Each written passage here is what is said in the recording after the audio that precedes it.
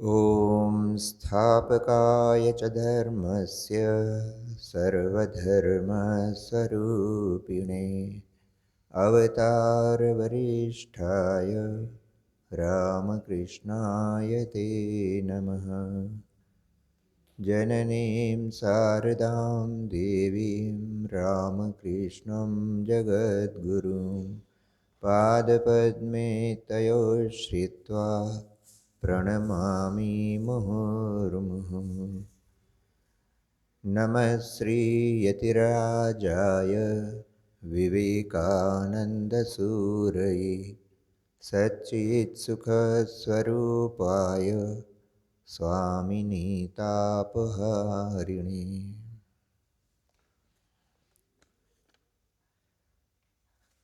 आज स्वामी विवेकानंद जी की 160वीं जन्मतिथि पालन हम कर रहे हैं।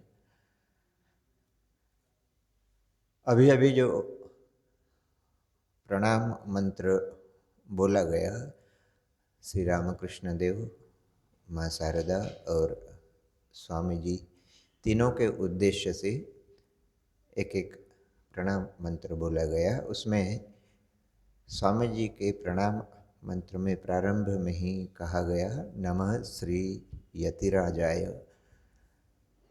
उन यतिराज को नमस्कार है।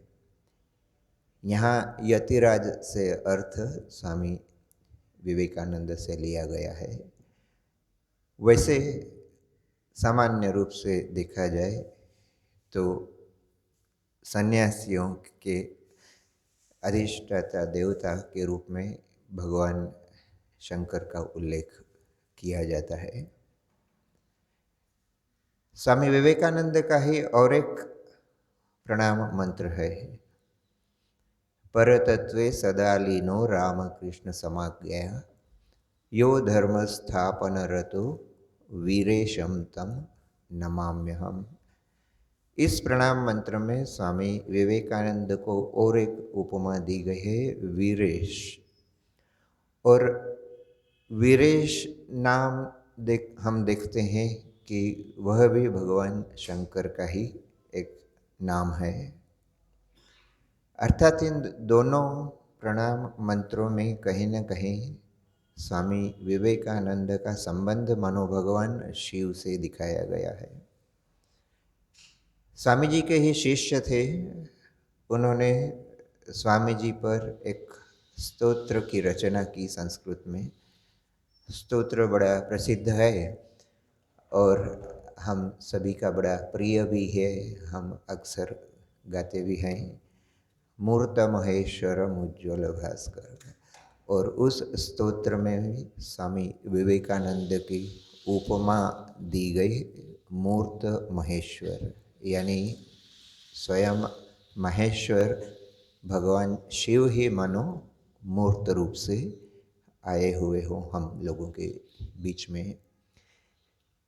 कहने का तात्पर्य, विभिन्न मनुष्यों द्वारा रचित इन प्रणाम मंत्रों या स्तोत्रों या दूसरे कुछ गीत इत्यादि में भी स्वामी विवेकानंद का उल्लेख या स्वामी विवेकानंद की तुलना बहुधा भगवान शिव से की जाती है। तो आज जब हम स्वामी विवेकानंद की जन्मतिथि मना रहे हैं और उनके पुण्य जीवन और संदेश का स्मरण कर रहे हैं, तो इसी दृष्टिकोण से हम स्वामी विवेकानंद पर विचार करने का प्रयास करें कि क्या संबंध रहा भगवान शिव और स्वामी विवेकानंद में। क्यों उनके ऊपर रचनाकार बार बार उनके ऊपर जब भी रचना करते हैं तो भगवान शिव को याद करते हैं। तो हम देखते हैं स्वामी जी के जीवन में बहुत गहराई से भगवान शिव के साथ उनका संपर्क, उनका संबंध नजर आता है। स्वयं उनके जन्म की बात यदि हम करें, उनके माता पिता की शायद 4 या 5 संतानें हो चुकी थी इसके पहले कि जब स्वामी जी का जन्म हुआ था, नरेंद्र का जब जन्म हुआ था। 4-5 संतानों के जन्म के पश्चात, और उन 4-5 संतानों में भी पुत्र संतान कोई भी जीवित नहीं बची थी। संभवतः एक कन्या रत्न भी मृत्यु को प्राप्त हुई थी, तो बड़ी जो भी संतानें थी वे कन्याएं थी। स्वाभाविक रूप से भारतीय समाज में और उस समय की सामाजिक परिस्थिति में, आज भी परिस्थिति बहुत बदली नहीं है, लोग पुत्र के जन्म को अधिक महत्व देते हैं। तो विश्वनाथ दत्त और भुवनेश्वरी देवी भी एक पुत्र की कामना कर रहे थे, और चूंकि उसके पहले कुछ संतानें या तो कन्याएं थी या पुत्र होकर भी वे मृत्यु को प्राप्त हो चुकी थी, तो अंदाज लगाया जा सकता है कि एक स्वस्थ पुत्र की कामना उनके मन में कितनी गहराई से रही होगी। और इसीलिए चूंकि भुवनेश्वरी देवी धार्मिक प्रवृत्ति की तो थी ही, उन्होंने विशेष रूप से शिव की आराधना प्रारंभ की। प्रत्येक सोमवार को वे संभवतः उपवास भी रखती थी और विशेष रूप से भगवान शिव की उपासना करती थी। यही नहीं, वाराणसी में रहने वाले उनके किसी संबंधी को बोलकर उन्होंने वाराणसी में भी भगवान शिव की विशेष उपासना की व्यवस्था करने का आग्रह किया था। और फलस्वरूप हम देखते हैं कि उनकी एक आत्मीय थी जो वाराणसी में वीरेश्वर शिव एक हैं, उन वीरेश्वर शिव की पूजा वे वाराणसी में किया करती थी। प्रत्येक सोमवार को भुवनेश्वरी देवी अपने घर पर व्रत उपासना इत्यादि करती थी। और अंततः जब पुत्र का जन्म हुआ तो इसी पूजा पाठ का नतीजा देखा जाता है कि बचपन का नाम स्वामी विवेकानंद का मूल जो नाम था वह वीरेश्वर था। वीरेश्वर का ही अपभ्रंश होकर घर में प्यार से उसे बिले कहकर पुकारा करते थे। परंतु हम जो यहाँ देखना चाहते हैं कि जन्म का कहीं ना कहीं संबंध भगवान शिव से रहा। भगवान शिव के आशीर्वाद, भगवान शिव के प्रसाद के रूप में ही उस पुत्र का जन्म हुआ है, ऐसा माता पिता दोनों मानते थे। और सिर्फ माता पिता की बात है क्यों, हालांकि उस समय परस्पर परिचय भले ही नहीं हुआ हो, नरेंद्र अपने जन्म के करीब 18-19 साल बाद, करीब 20 साल बाद वह श्री रामकृष्ण देव के संपर्क में आता है। तथापि भगवान श्री रामकृष्ण ने कहा था कि नरेंद्र का जब जन्म हुआ तब मैंने अपने दिव्य चक्षुओं से देखा कि वाराणसी से मान लो प्रकाश की एक किरण कलकत्ता की तरफ रवाना होती है और कलकत्ता में आकर वह समाप्त होती है। तो वाराणसी से कलकत्ता तक एक प्रकाश पुंज श्री रामकृष्ण देखते हैं और उसे एक प्रकार से नरेंद्र के जन्म का द्योतक माना जाता है। तो यहाँ भी हम देखते हैं कि वाराणसी अर्थात भगवान शिव के साथ नरेंद्र के जन्म का संबंध कहीं न कहीं हम पाते ही हैं। फिर नरेंद्र धीरे धीरे बड़ा होने लगता है और बच्चे जैसे स्वाभाविक रूप से चंचल प्रवृत्ति के होते हैं, नरेंद्र भी चंचल प्रवृत्ति का था। और इतना चंचल था कि अपनी माँ, अपनी बड़ी 2 बहनों और घर की दासियों के द्वारा भी वह संभालने में नहीं आता था, उसे संभालना बड़ा कठिन था। परंतु माता भुवनेश्वरी देवी ने एक उपाय देखा। यह संयोगवश हुआ या किस कारण से हुआ पता नहीं, पर भुवनेश्वरी देवी ने देखा कि इस चंचल बालक के सर पर यदि थोड़ा ठंडा जल डाल दिया जाए तो उसकी चंचलता तुरंत समाप्त हो जाती थी, वह तुरंत शांत हो जाता था। जिस प्रकार भगवान शिव के सिर पर जल डालने की एक पारंपरिक एक प्रक्रिया है, उसी संदर्भ में मान लो पुनः अपने बचपन में नरेंद्र भगवान शिव के साथ अपना संबंध दर्शाता है। कितना भी चंचल हो, कितना भी वह काबू से बाहर जा रहा हो, परंतु जब उसके सिर पर थोड़ा ठंडा जल डाला जाता था तो वह तुरंत शांत हो जाया करता था। इतना ही नहीं, दूसरे किसी मौक़ों पर भी जब भुवनेश्वरी देवी देखती थी कि नरेंद्र को संभालना कठिन है, तो वे उससे कहा करती थी कि देखो, तुम भगवान शिव के पास से आए हो, और यदि तुम ज़्यादा चंचलता करोगे, ज़्यादा नियंत्रण से बाहर जाओगे, तो भगवान शिव तुम्हें कैलाश में प्रवेश नहीं करने देंगे। और बालक के मन में यह बात इतनी गहराई से असर करती थी कि वह अपनी चंचलता तुरंत विस्मृत हो जाता था। तो इस प्रकार की घटनाएं दिखाती है, मानो बचपन से ही नरेंद्र यह जानता था कि वह भगवान शिव के अंश के रूप में जमीन पर, धरा पर आया है। बचपन में, जैसा कि एक समय हमारे समाज में परंपरा थी, आजकल तो धीरे धीरे विलुप्त होती जा रही है, परंतु घरों में ही बच्चों को संस्कार के रूप में रामायण, महाभारत इत्यादि की कहानियाँ सुनाई जाती थी। नरेंद्र भी इसका अपवाद नहीं था। बचपन से रामायण की कथाएं अपने बड़े बूढ़ों से सुनता था। आसपास कहीं हरि कथा होती थी, रामायण पर कहीं प्रवचन होते थे, नरेंद्र वहाँ उपस्थित होता था। भगवान राम के प्रति भी उसके मन में स्वाभाविक रूप से श्रद्धा का भाव था, और इसी के चलते एक बार शायद किसी मेले में से या कहीं से नरेंद्र राम और सीता की मूर्ति खरीद कर लाता है, और नियमित रूप से वह उनकी पूजा किया करता था। यह उसके बचपन के जो खेल कूद हुआ करते थे, उस खेल का ही एक हिस्सा था, मानो भगवान राम और सीता की पूजा करना। परंतु बालक के मन में अक्सर बड़े लोगों की कुछ कुछ बातें गहराई से असर कर जाती है, जिसके प्रति हम सावधान नहीं हुआ करते हैं। नरेंद्र के बाल मन में भी कुछ चीज़ें बचपन में असर डाल रही थी, और उसमें से एक विशेष बात थी कि हम जानते हैं कि उनके पिता अच्छी आमदनी किया करते थे, उनका रोजगार अच्छा चलता था, एक नामी वकील हुआ करते थे, और पैसों की कोई कमी नहीं थी। तो घर में एक कोचवान भी हुआ करता था, एक घोड़ा गाड़ी थी, और उस घोड़ा गाड़ी का जो चालक था, जो कोचवान था, उसके प्रति न जाने क्यों नरेंद्र के मन में एक आकर्षण उत्पन्न होता है, क्योंकि इतने सबल, इतने तेज घोड़ों को जो व्यक्ति संभाल सकता है, वह नरेंद्र को ऐसा लगता था मानो इस व्यक्ति में विशेष कुछ शक्ति है। इसलिए वह कोचवान से थोड़ा प्रभावित था, और कोचवान विवाहित व्यक्ति था। अपने वैवाहिक जीवन में कहीं न कहीं कुछ असुविधाएं शायद महसूस कर रहा था, और इसलिए उसने नरेंद्र के सामने बार बार वैवाहिक जीवन की बुराई करना प्रारंभ किया।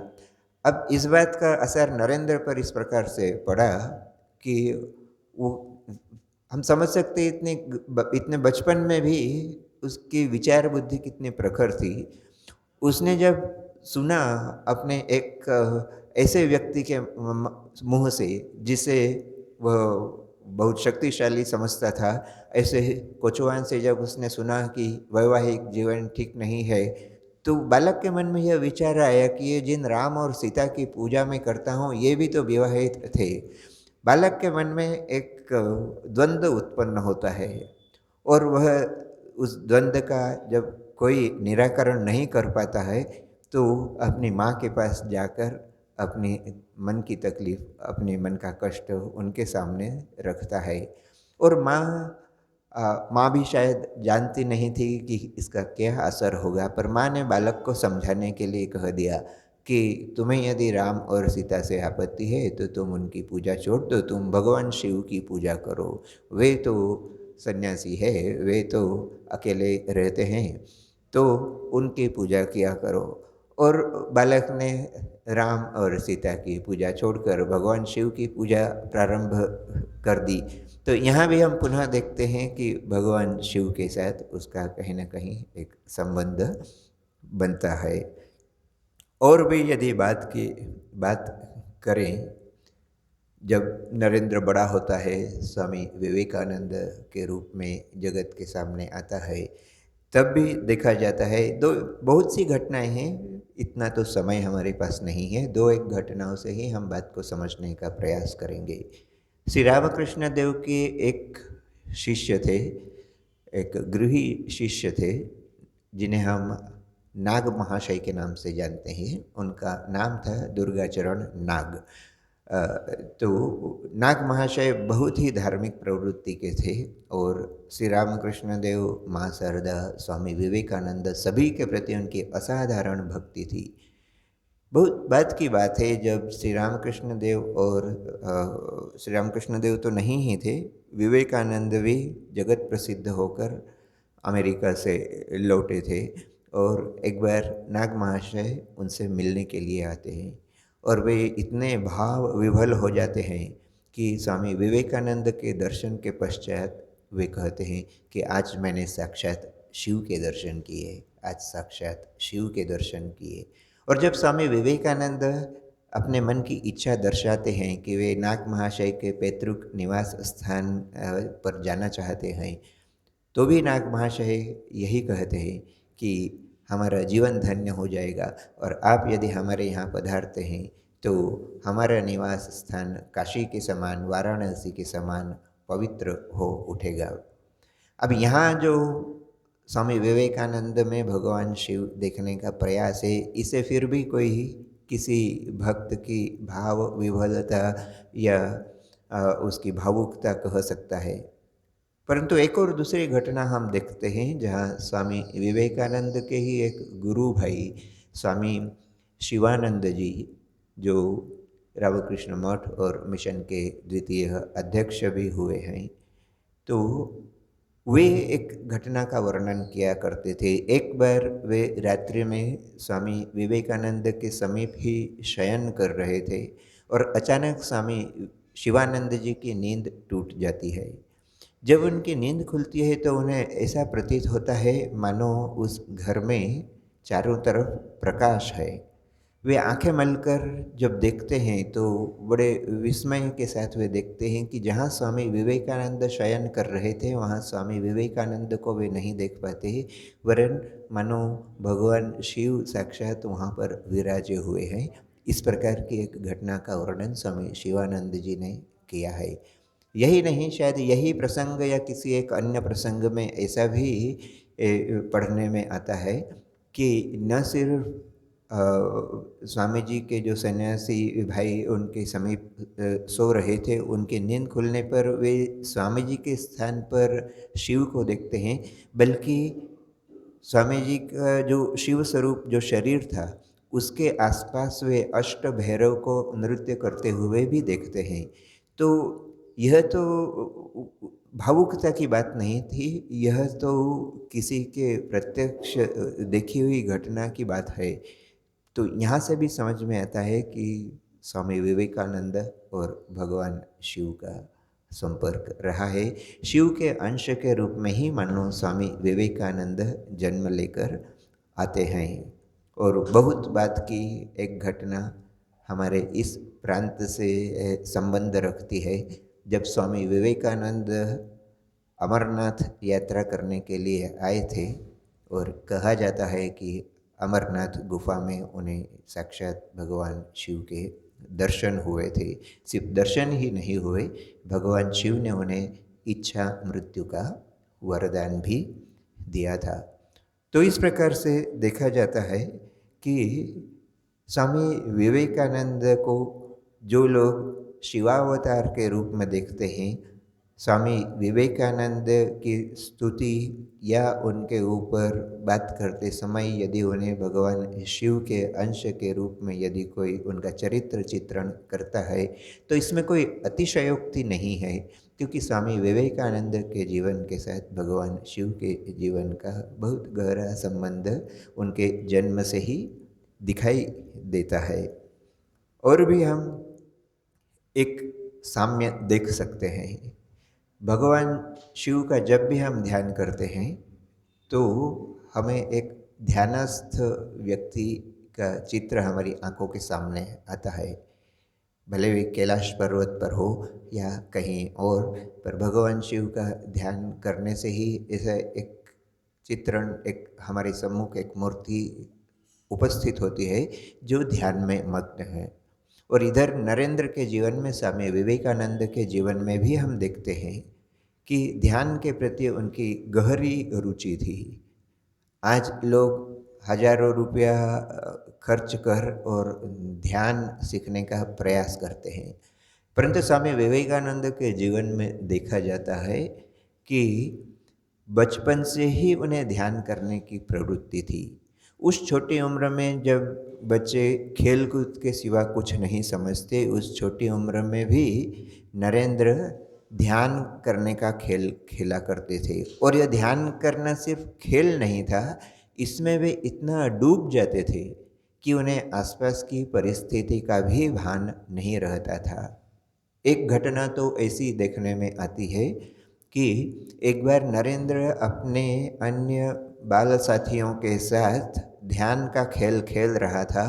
कुछ समय पश्चात उसके कुछ साथियों, जैसा कि हम समझ ही सकते हैं कि बच्चों के लिए वैसे ही चुप बैठना असंभव माना जाता है, और फिर आंख बंद करके अधिक समय तक चुप बैठना तो बड़ों के लिए भी संभव नहीं होता है, बच्चों की तो फिर बात ही अलग है। तो कुछ बच्चों ने तुरंत ही आंख खोली और आसपास जब देखा तो उस कक्ष में एक सांप नजर आया। जैसे ही सांप दिखा, बच्चे चिल्लाकर भागे। जो कुछ दो चार बच्चे आंख बंद करके बैठे भी होंगे तो वे भी उस शोर को सुनकर और सांप के उपस्थित होने की बात सुनकर और वे वहाँ से भाग गए। परंतु एकमात्र नरेंद्र ही था जो न सिर्फ आंखें खोलता है, जिसका ध्यान नहीं टूटता है, बल्कि वह अविचलित रूप से वहीं बैठा रहता है। बच्चे जब जाकर बड़ों को सूचना देते हैं, बड़े लोग उस कक्ष में आकर देखते हैं, सचमुच नरेंद्र अकेला ध्यान में मग्न है। समीप ही एक विषैला सर्प भी नजर आता है, परंतु सर्प ने नरेंद्र को कोई क्षति नहीं पहुंचाई। बड़े लोगों की उपस्थिति के कारण वह सर्प धीरे धीरे वहाँ से चला जाता है। परंतु नरेंद्र की जो ध्यान करने की प्रवृत्ति, वह बचपन से ही इस घटना के माध्यम से नजर आती है। और इतना ही नहीं, रात्रि में जब वे शयन करते थे तो निद्रा में जाने से पहले उन्हें एक प्रकाश पुंज दिखाई दिया करता था। विभिन्न रंगों के प्रकाश देखा करते थे, फिर धीरे धीरे मानो सारे प्रकाश एक ज्योति में विलीन हो जाते थे और उस ज्योति का दर्शन करते करते ही नरेंद्र निद्रावस्था को प्राप्त होते थे। और यह उनके लिए इतनी स्वाभाविक अवस्था थी कि बहुत वर्षों के पश्चात जब वे श्री रामकृष्ण देव के संपर्क में आते हैं और श्री रामकृष्ण उनसे पूछते हैं कि क्या तुम सोते समय ध्यान करते हो, तब नरेंद्र ने इस घटना का उल्लेख किया था। और तब ही कहीं जाकर नरेंद्र को इस बात का भी आभास होता था कि वह जिस प्रक्रिया के माध्यम से निद्रावस्था को प्राप्त होता है, वह कोई स्वाभाविक अवस्था नहीं है। नरेंद्र तो यही समझता था कि सभी व्यक्तियों के साथ ऐसा हुआ करता है, परंतु नरेंद्र एक अपवाद है, इसकी जानकारी स्वयं नरेंद्र को भी नहीं थी। तो यहाँ से भी उसके ध्यान प्रवण मन की बात हमें पता चलती है। और एक घटना हम देखते हैं, जब श्री रामकृष्ण देव काशीपुर में अपने अंतिम समय में थे और नरेंद्र इत्यादि शिष्य श्री रामकृष्ण देव की सेवा शुश्रूषा के साथ वे अपना जप ध्यान इत्यादि आध्यात्मिक साधनाएं भी कर रहे थे। तो एक बार गिरीश चंद्र घोष और नरेंद्र दोनों पंचवटी में जाते हैं, दक्षिणेश्वर में सारी रात ध्यान करेंगे यह सोचकर।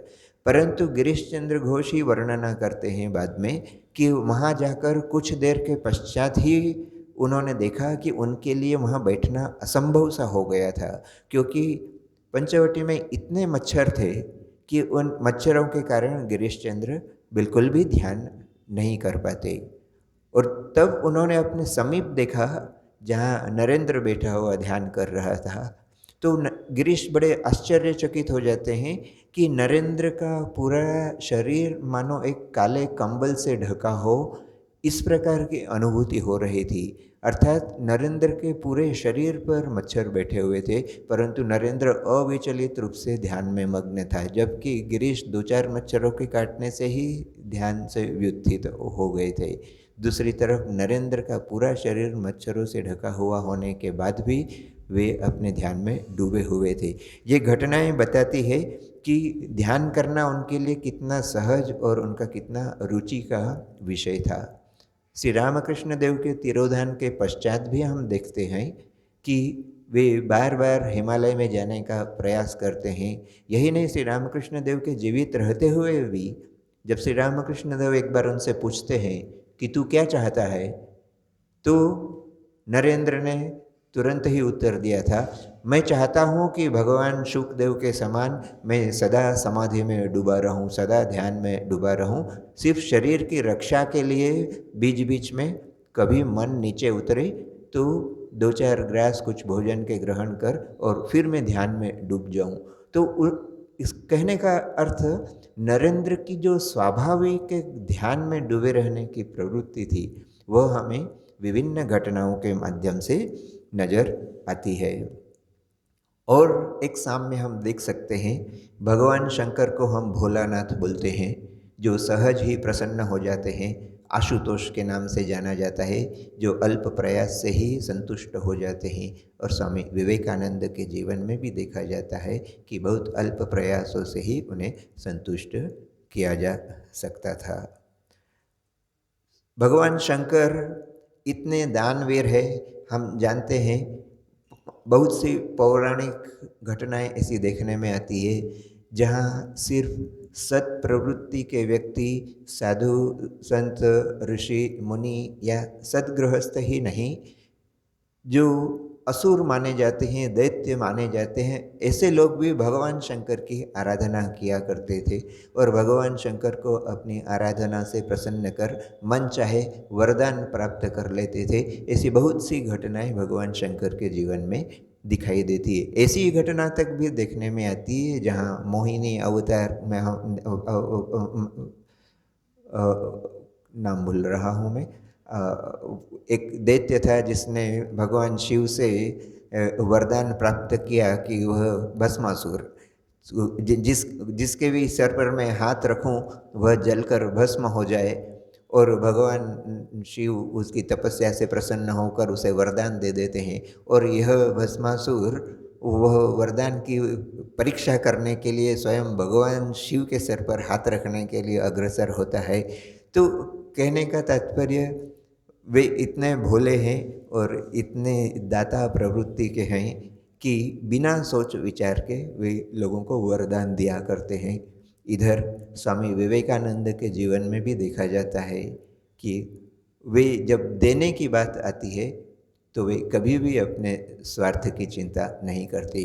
बहुत बचपन से ही, छोटे बालक के रूप में ही हम देखते हैं कि नरेंद्र को एक नया कपड़ा खरीदकर पहनाया गया है किसी विशेष उत्सव या किसी विशेष अवसर पर, और कुछ समय बाद ही एक भिखारी आता है और वह कुछ भीख की याचना करता है, और यह बालक अपने शरीर पर पहना हुआ कपड़ा ही उतार कर उसे दे देता है। इसके अलावा भी घर की जो भी चीज़ उसके हाथ में पड़ती थी वह कोई भी भिखारी या कोई आने से उनके हाथों में दे दिया करता था। यहाँ तक कि माँ पिताजी ने जब उसकी इस आदत से परेशान होकर उसे ऊपर के एक कक्ष में बंद कर दिया तो वो उसने खिड़की में से कुछ चीज़ें देना प्रारंभ कर दी। तो इस प्रकार की घटनाएं बताती है कि किस प्रकार की दान करने की प्रवृत्ति उनकी थी।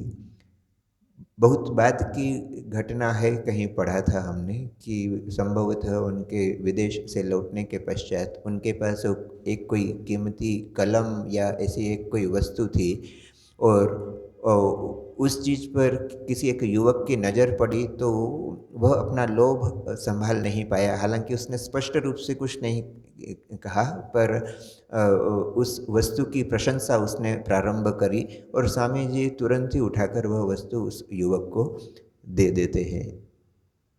यह भी इतना महत्वपूर्ण नहीं लग सकता है, परंतु उनकी जो दाता की प्रवृत्ति है वह अमेरिका में उस समय विशेष रूप से नज़र आती है। हम जानते हैं कि वे सिर्फ धर्म संसद में भाग लेने के लिए विदेश में नहीं गए थे, अमेरिका नहीं गए थे। उनका एक उद्देश्य था।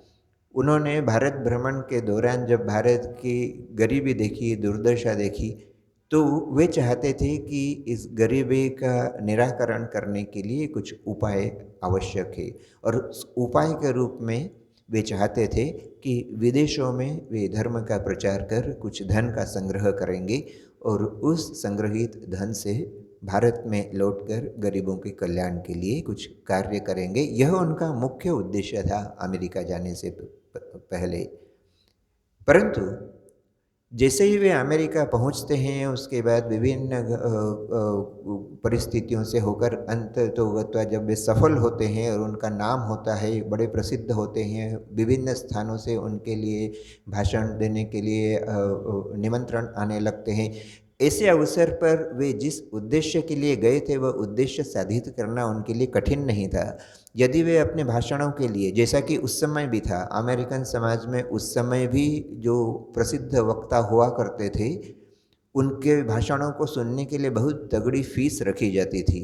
मुफ्त में अमेरिका जैसे देश में कुछ भी नहीं मिलता, तो भाषण सुनने के लिए भी लोगों को तगड़ी फीस देना पड़ती थी, और लोग देते भी थे। जिस वक्ता को वे पसंद करते थे उसके लिए वे दिल खोलकर खर्चा करते भी थे। स्वामी विवेकानंद निस्संदेह रूप से ऐसे ही एक वक्ता थे। परंतु कुछ समय के पश्चात ही वे देखते हैं, कुछ महीने या कुछ दिन जाते न जाते उनके मन की जो एक स्वाभाविक सन्यासी प्रवृत्ति थी, लोगों को दान करने की एक जो प्रवृत्ति थी, और विशेषकर भारत में जहाँ आध्यात्मिक ज्ञान तो पैसे के रूप में विनिमय कभी नहीं होता है, तो स्वामी विवेकानंद तुरंत निर्णय लेते हैं कि वे इसके पश्चात अपने श्रोताओं से स्वयं होकर कुछ भी दान संग्रह नहीं करेंगे। इच्छानुसार यदि कोई दान देना चाहे तो बात अलग है, परंतु वह जो एक पद्धति के रूप में और पहले से फीस लोगों से लेकर और चंदा लेकर और उसका प्रचार कर पैसा संग्रहित होने के पश्चात फिर भाषण हुआ करते थे, उस प्रकार का कार्यक्रम उन्होंने पूरी तरह से बंद कर दिया। उनका कहना था कि सन्यासी का कार्य ही है ज्ञान प्रदान करना, ज्ञान दान देना, तो वह पैसे के विनिमय के बदले में नहीं हो सकता। तो यहाँ से भी समझ में आता है कि जिस उद्देश्य को लेकर वे इतने कष्ट उठाकर अमेरिका जाते हैं, वहाँ भी वे अपनी स्वाभाविक इस दाता प्रवृत्ति के कारण, वह जो शिव एक स्वभाव है, बिना किसी विचार के लोगों को ज्ञान प्रदान करना या जो भी अपने पास है वह दूसरों को देना, वह स्वामी जी के जीवन में हमें स्पष्ट रूप से नज़र आता है। एक छोटी सी घटना इसी प्रसंग में, सिर्फ वे स्वयं दान कर कर संतुष्ट नहीं हुआ करते थे, दूसरों से भी करवाने में उन्हें आनंद की प्राप्ति होती थी। विश्व प्रसिद्ध विवेकानंद के रूप में जब वे भारत में लौट कर आए, एक बार वे किसी एक ब्रह्मचारी के साथ कहीं जा रहे थे और रेलवे स्टेशन पर उन्होंने देखा एक गरीब व्यक्ति चने बेच रहा था। तो स्वामी विवेकानंद इस ब्रह्मचारी को तुरंत चने खाने के गुणों का, चने खाने के क्या लाभ हो सकते हैं, इस बारे में उन्होंने बोलना प्रारंभ किया। ब्रह्मचारी तुरंत समझ गया कि क्यों स्वामी जी ऐसा चाहते हैं। दरअसल स्वामी जी चाहते थे कि कुछ चने खरीदे जाए ताकि उस व्यक्ति को 2 पैसे का कुछ लाभ हो सके। और ब्रह्मचारी तुरंत ही कुछ चने खरीदता है और स्वामी जी उससे फिर प्रश्न पूछते हैं कि तुमने उसे कितने पैसे दिए। स्वाभाविक रूप से उस समय जो भी दर रही होगी, ब्रह्मचारी ने उसी हिसाब से पैसे दिए होंगे, परंतु स्वामी जी उससे कहते हैं कि नहीं, उससे थोड़ा और अधिक पैसा दो, वह सारा दिन परिश्रम करता है, तुम्हारे पास यदि पैसा है तो तुम उसे थोड़ा और दान करो।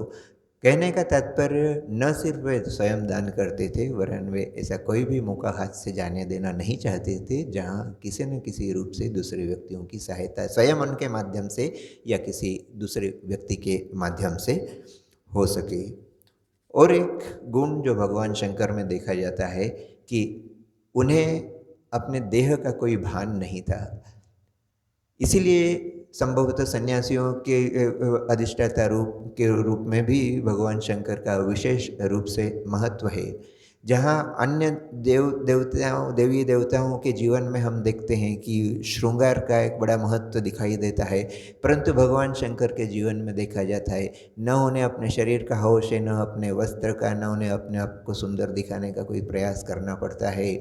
लगभग वैसी ही प्रवृत्ति स्वामी विवेकानंद के जीवन में देखने में आती है। जब पहली बार वे श्री रामकृष्ण के पास उपस्थित होते हैं, बहुत सी बातें होती है, बहुत सी घटनाएं होती है, परंतु उसमें से एक बात का विशेष उल्लेख करना चाहेंगे। श्री रामकृष्ण देव स्वयं कहते हैं कि जब नरेंद्र को मैंने पहली बार दक्षिणेश्वर में देखा, वह अपने दूसरे कुछ मित्रों के साथ उपस्थित हुआ था, परंतु मुझे यह देखकर बड़ा आश्चर्य हुआ कि कलकत्ता जैसे शहर में इस प्रकार का भी कोई युवक हो सकता है। कल्पना कीजिए, हम आज के ज़माने को इतना भौतिकवादी बोलते हैं, परंतु श्री रामकृष्ण देव उस समय की घटना का वर्णन करते हुए कहते हैं कि कलकत्ता के युवकों को मैंने देखा है और ऐसे युवकों में नरेंद्र जैसा एक युवक हो सकता है, इसकी मैंने कल्पना भी नहीं की थी, जिसे न अपने वस्त्रों का होश है, न अपने केश विन्यास का कोई होश है, और उसका मन मानो सदा कहीं उसके चेहरे की तरफ देखने से भी ऐसा लगता था मानो उसका मन अपने अंदर ही कहीं डूबा हुआ है। जिस प्रकार से किसी ध्यान प्रवण व्यक्ति का मन अपने आप में ही डूबा रहता है, श्री रामकृष्ण देव पहली मुलाकात में ही नरेंद्र को इस प्रकार का प्रमाण पत्र देते हैं कि जैसे उसे किसी प्रकार का देह बोध ही नहीं था। और इसके बहुत वर्ष पश्चात की एक घटना है, यदि हम देखें, जब स्वामी विवेकानंद अमेरिका में थे, एक बार एक भाषण होने वाला था, श्रोता समस्त उपस्थित हो गए और जिन सज्जन के घर में भाषण होने वाला था, सज्जन थे या देवी थी मुझे ठीक याद नहीं आ रहा है, पर घर के जो मेजबान थे वे स्वामी जी को बुलाने के लिए स्वामी जी के कक्ष में जाते हैं कि समस्त श्रोता आ चुके हैं, आप आइए। तो मेजबान ने वहाँ जाकर देखा बड़े आश्चर्य से कि स्वामी विवेकानंद दर्पण के सामने खड़े होकर स्वयं को निहार रहे थे। उनके लिए तो इसमें आश्चर्य की कोई बात नहीं लगी, परंतु आश्चर्य की बात यह थी कि जब स्वामी विवेकानंद दर्पण के सामने से उपस्थित हटकर और भाषण कक्ष की तरफ जाने लगे, तो जाते जाते वे फिर पलटकर फिर दर्पण के सामने जाकर खड़े होते हैं। फिर जब उन्हें याद दिलाया जाता है, फिर वे वहाँ से हटकर फिर भाषण कक्ष की तरफ जाने के लिए तैयार होते, फिर रास्ते में से लौटकर फिर दर्पण के सामने उपस्थित होते हैं। तो मेजबान को बड़ा आश्चर्य होता है। उन्हें जो हम लोगों के मन में स्वाभाविक रूप से आता है, वैसा ही उनके मन में भी आया कि वे बार बार अपने शरीर को क्यों देख रहे हैं। निश्चित ही अपने आप को सुंदर दिखाना चाहते हैं या अपने आप को आकर्षक दिखाना चाहते हैं। उनसे रहा नहीं गया, उन्होंने प्रश्न पूछ भी लिया कि स्वामी जी क्या बात है, आप बार बार दर्पण की तरफ इतना गौर से निहार रहे हैं। परंतु उत्तर बड़ा ही आश्चर्यजनक था। स्वामी विवेकानंद कहते हैं कि मैं जब दर्पण के सम्मुख उपस्थित होता हूँ, तब मैं कोशिश कर रहा हूँ अपने आप को देखने का कि किस प्रकार से मैं दिखता हूँ, परंतु जैसे ही दर्पण के सामने से हट जाता हूँ, मुझे ये याद ही नहीं रहता कि मेरा शरीर दिखने में किस प्रकार है। यानी इतने प्रयास के पश्चात भी उन्हें अपने देह का बोध ही नहीं था। इस प्रकार की अनेक घटनाएं स्वामी विवेकानंद के जीवन में देखने में आती है। और एक तुलना यदि देखें, भगवान शिव को नीलकंठ कहा जाता है। नीलकंठ होने की कहानी भी हमें याद है, किस प्रकार से जब समुद्र मंथन होता है, उस समुद्र मंथन में अन्य अन्य वस्तुओं के साथ हलाहल भी निकलता है, विष निकलता है। उस विष से समस्त संसार के दग्ध होने की संभावना नजर आती है।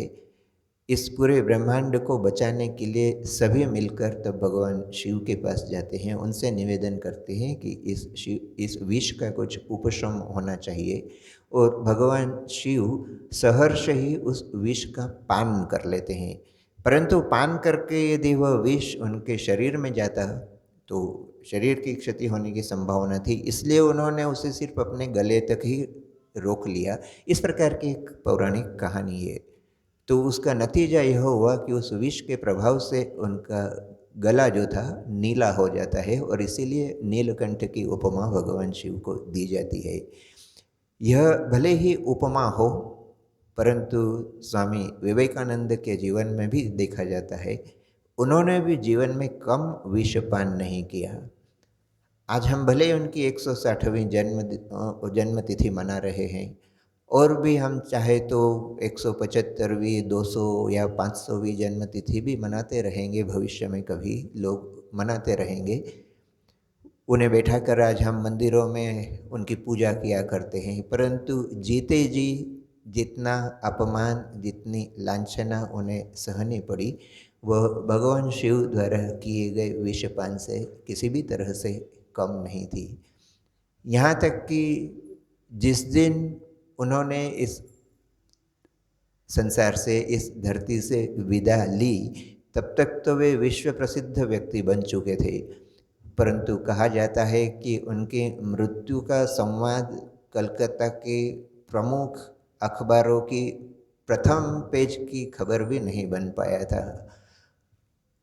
और तो ऐसी बहुत सी घटनाएं हैं जहां विभिन्न व्यक्तियों ने उनका अपमान करने का प्रयास किया। स्वयं वह देश जहां से उन्हें प्रसिद्धि मिली, अमेरिका में जब वे धर्म संसद में प्रसिद्ध होते हैं, उसके पहले वे तो करीब 3-4 महीने पहले ही अमेरिका उपस्थित हो चुके थे। न उनके पास शीत प्रधान वस्त्र, शीत प्रधान देश में रहने लायक वस्त्र थे, न उनके पास अधिक पैसा था, न उनके पास कोई परिचय था, न वे अधिकृत रूप से धर्म संसद में भाग लेने के लिए भेजे गए थे। इन समस्त परिस्थितियों में उन्होंने कितने कष्ट उठाए और जगह जगह से उन्हें दुत्कार दिया जाता था, जगह जगह उनका अपमान किया जाता था। उन परिस्थितियों में से गुजरने के पश्चात भी जब वे धर्म संसद में उपस्थित होते हैं, संयोगवश उन्हें प्रवेश मिला, परंतु देखा जाता है जिस प्रकार से भगवान शिव विष का पान करते हैं, परंतु किसी के प्रति वे किसी का नुकसान नहीं करते, इतने सारे अपमान, इतनी लांछना के पश्चात भी स्वामी विवेकानंद जब धर्म संसद के मंच पर उपस्थित हुए, तो जो पहले 5 शब्द उनके मुंह से निकले थे, my dear sisters and brothers of America. उन्होंने किसी के प्रति कोई विद्वेष प्रकट नहीं किया, उन्होंने किसी के प्रति अपने होने वाले अपमान का उलाहना नहीं दिया। उन्होंने उन्हीं अमेरिका वासियों को, जो पिछले दिन तक उनमें से अधिकतर लोग जो उनका अपमान कर रहे थे, परंतु वे उन्हें अपने भाइयों और बहनों के रूप में ही संबोधित करते हैं। और ऐसी बहुत सी घटनाएं हैं अमेरिका में जहां उन्हें बार बार अपमानित किया, न सिर्फ धर्म संसद में उनके भाषण देने से पहले, वरन उसके पश्चात भी जब वे प्रसिद्ध हो चुके थे, जब लोग विवेकानंद को पहचानने लगे थे, उसके बाद भी बहुत से लोगों ने उनका अपमान और उनकी निंदा करने का प्रयास किया। सिर्फ विदेशियों ने नहीं, भारतीयों तक ने। ऐसे कुछ भारतीय थे जो हिंदू धर्म और भारत की निंदा करके ही विदेशों में प्रसिद्ध हुए थे, और जब अमेरिका में पहुंचकर स्वामी विवेकानंद भारत और हिंदू धर्म की महिमा का गुणगान करते हुए प्रसिद्ध होने लगे, तो ऐसे भारतीयों को भी पीड़ा होने लगी थी जो भारत की निंदा करके स्वयं अपनी प्रसिद्धि जुटा रहे थे। ऐसे भारतीयों तक ने भी स्वामी विवेकानंद का अपमान करने में और उनकी निंदा करने में, उनके विरुद्ध बहुत सी कुत्सित बातें प्रचार करने में कोई कसर नहीं छोड़ी। उनमें ऐसे भी लोग थे जो बचपन से नरेंद्र को, बचपन से विवेकानंद को जानते थे, तथापि उन्होंने विवेकानंद के प्रति बहुत सी कुत्सित बातें कही। और स्वामी विवेकानंद एक जगह तो बड़े दुख, हालांकि स्वामी विवेकानंद ने किसी से बदला लेने की कोई बात नहीं करी कभी, पर यह दुख उन्होंने एक बार अवश्य प्रकट किया था कि इतने दूर देश में मेरे विरुद्ध जब इतना कुप्रचार किया जा रहा है, और कलकत्ता में मेरी बूढ़ी माँ है, उस माँ के कान में जब ये बातें जाएगी तो उसे कितना कष्ट होगा। इस रूप में वे भले ही दुख प्रकट करते हैं, परंतु न अमेरिका में रहते हुए न भारत लौटकर उन्होंने उन सारे व्यक्तियों के प्रति बदला लेने का कोई प्रयास किया जो उनकी निंदा में जुटे हुए थे। तो यहाँ भी हम देखते हैं भगवान शिव और स्वामी विवेकानंद में एक जो साम्य नजर आता है।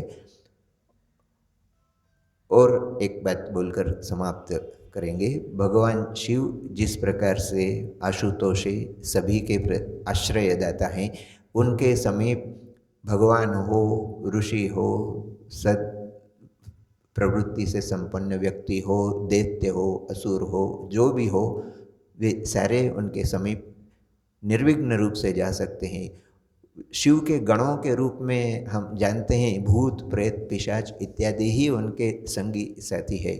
इधर स्वामी विवेकानंद के जीवन में हम देखते हैं, हमारे देश, हमारी संस्कृति, हमारे शास्त्रों ने यह उपदेश तो हमें दिया, मातृदेवो भव, पितृदेवो भव, अतिथि देवो भव, परंतु स्वामी विवेकानंद ने उसमें नया योगदान किया। स्वामी विवेकानंद कहते हैं मातृदेवो भव, पितृदेवो भव, अतिथि देवो भव, मूर्ख देवो भव, दरिद्र देवो भव। यह जो मूर्ख और दरिद्र तक को भगवान की उपमा देकर और उन्हें ईश्वर के समीप, ईश्वर के समकक्ष करने का प्रयास स्वामी विवेकानंद करते हैं। वह मानो उनके शिव स्वरूप का ही एक रूप उसमें हमें नज़र दिखाई देता है। और इसीलिए स्वामी विवेकानंद का इस भारत के प्रति, इस भारत के जनसाधारण के प्रति जो विशेष प्रेम नज़र आता है, वैसा बहुत कम लोगों के जीवन में ही देखने में आता है।